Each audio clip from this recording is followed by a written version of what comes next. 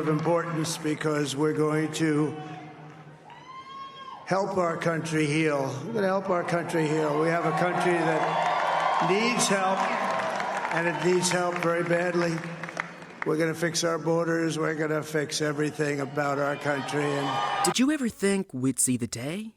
Against all odds, Trump has returned as the 47th president, scoring a landslide victory in key battleground states and even clinching the popular vote this time.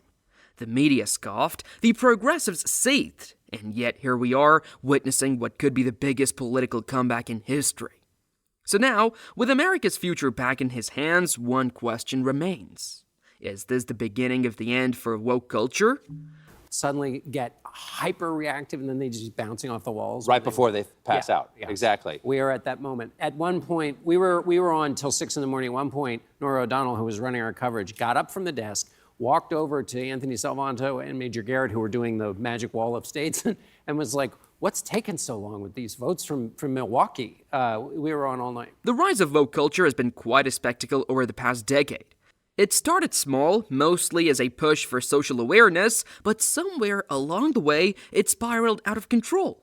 It's now a movement that seems less about genuine change and more about scoring moral points, signaling virtue on social media, and frankly, shutting down anyone who dares to think differently. The Trump supporters see it as divisive, a cultural shift that's tearing at the fabric of American values and ideals. And was like, what's taken so long with these votes from Milwaukee? We were on all night. You were on all night? Yeah. And then did you do the morning show? Yeah. And then you did another show this afternoon before you came here? Yes. Okay. For many in Trump's base, woke culture isn't just social justice or inclusion, it's a thinly veiled form of censorship. It's become a climate where if you express an opinion that doesn't align with the approved narrative, you are at risk of getting cancelled, publicly shamed, stripped of your platform, or worse, fired. The entertainment industry, especially Hollywood, is a prime example. It feels like every other blockbuster or TV series has to toe the line, pushing politically correct agendas rather than focusing on great storytelling. And who's bearing the brunt of this? The average American who just wants to watch a movie without being preached to or told how to think. I really believe that the Republican Party platform 100% is what the Latino community needs because we are family oriented and we believe in those principles, just period, end of story. Then came Trump's latest victory, which wasn't just a win for him, it was a mandate from the people. His triumph in battleground states like Georgia, Pennsylvania, and Wisconsin is especially telling. These aren't just any states, they're the swing states that can decide the direction of the entire country. Trump securing them signal loud and clear that a huge portion of Americans are fed up with the so-called progressive wave that's taken over politics and media. These voters wanted change, yes, but not the kind that forces them to constantly second-guess their own values and traditions. What makes this victory even more powerful is that, unlike 2016, Trump won the popular vote as well. Now, that's something we hadn't seen coming. It's more than just a win. It's an endorsement of his America First anti-woke agenda. People are simply done with being told they're wrong for loving their country, wanting secure borders, or supporting traditional values. Trump's popular vote win is a nod to the fact that Americans in massive numbers want a return to the basics. Values they feel were abandoned in the name of progress. The mainstream media has been hammering away at him for years, painting him as some polarizing, chaotic figure. Every news cycle, there is a new story, a new accusation, or some big scandal about Trump. The media, in its endless attempts to portray him as unfit, couldn't have been clearer in its mission to sideline him and any movement he represented. But here's the kicker, all that negativity only seemed to make his supporters dig in even deeper. It's time for change. Donald Trump is our future. Donald Trump is the person who's going to take us back up to where we used to be. When we had money, when we had everything. The more the media tried to convince the world that Trump was too much, the more his supporters saw him as their champion. The guy standing up to the very people who never gave him a fair shot. If anything, the relentless coverage only fueled his comeback. Trump's base started turning out the traditional news and looking elsewhere for information that actually aligned with what they were seeing in their lives. That's when social media and alternative platforms came in, offering a place for voices that weren't singing from the mainstream's songbook. YouTube channels, podcasts, and independent news sites popped up, gathering millions of followers who were sick of being spoon-fed narratives that didn't match their experiences. These alternative sources became lifelines, places where people felt they could get news without the slant. Trump's supporters found a community in these platforms, a space where they weren't shamed for questioning the media's portrayal of him or for challenging the progressive agenda. They were, in a way, reclaiming their voice against a media landscape that they felt had turned its back on them.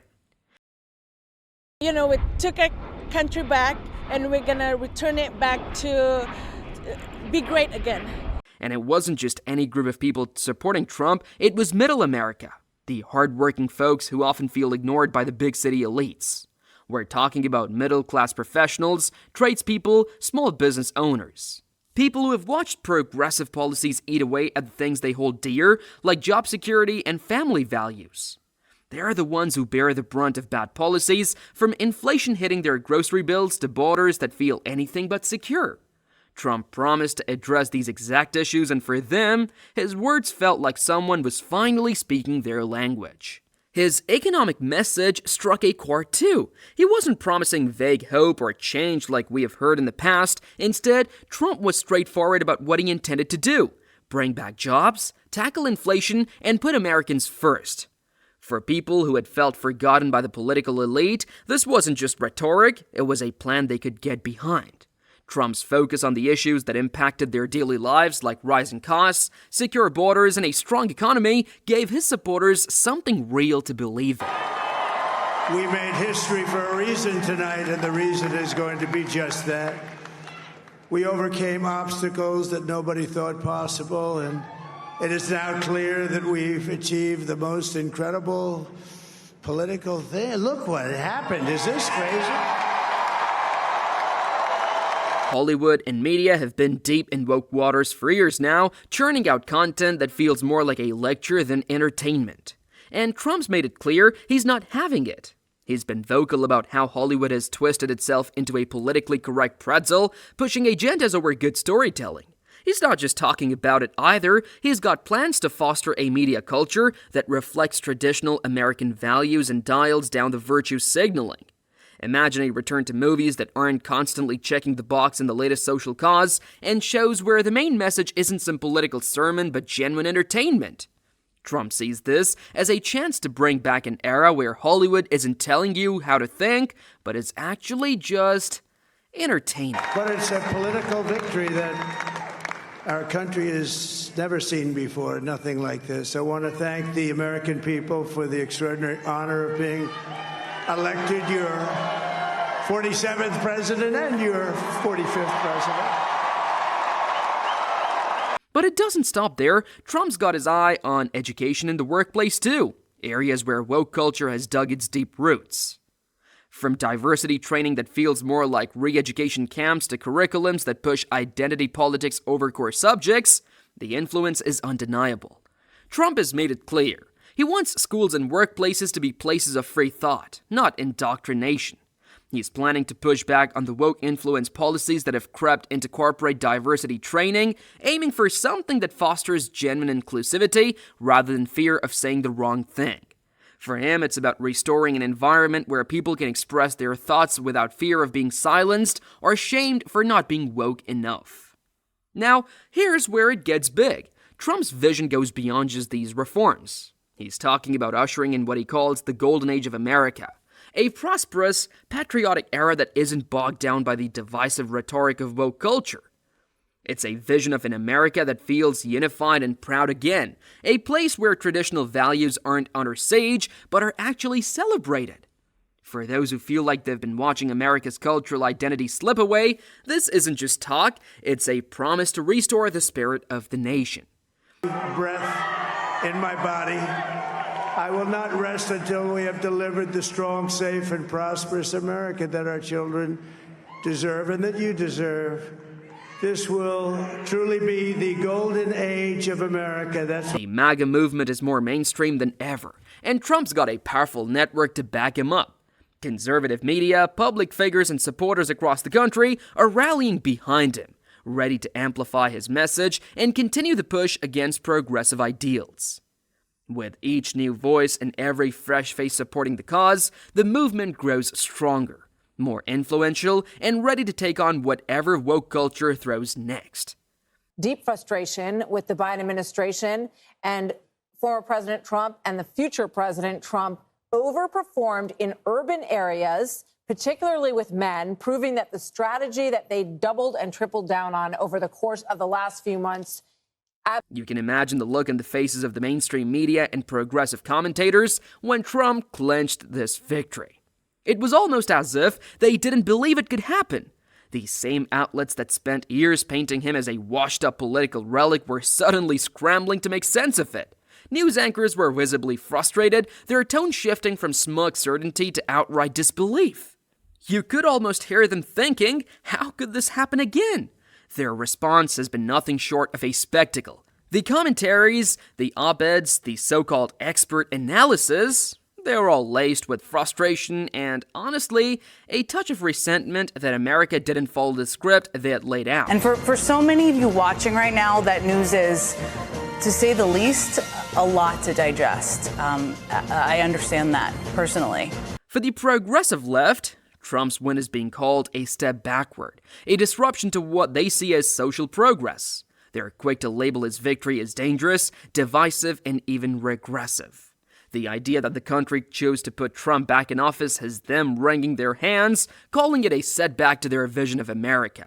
Instead of reflecting on why millions of Americans might support a candidate promising traditional values, a secure economy, and patriotism, they're doubling down, convinced that those supporters just don't understand progress. This reaction just highlights the cultural divide. To the progressives, it's as if any voice outside their narrative is somehow invalid, uneducated, or just plain wrong. Meanwhile, Trump's message to his supporters couldn't be clearer. We'll make you proud. After years of being dismissed, criticized, and outright ignored, his base finally feels like they've got someone in their corner who won't back down. Trump's promises aren't vague slogans, they're pledges to restore the America his supporters love. He's vowed to keep fighting for them, to make their voices heard, and to champion an agenda that respects their values. For millions of Americans, this isn't just a win, it's a validation of everything they believe in. So, what are your thoughts on this? Let us know in the comments below.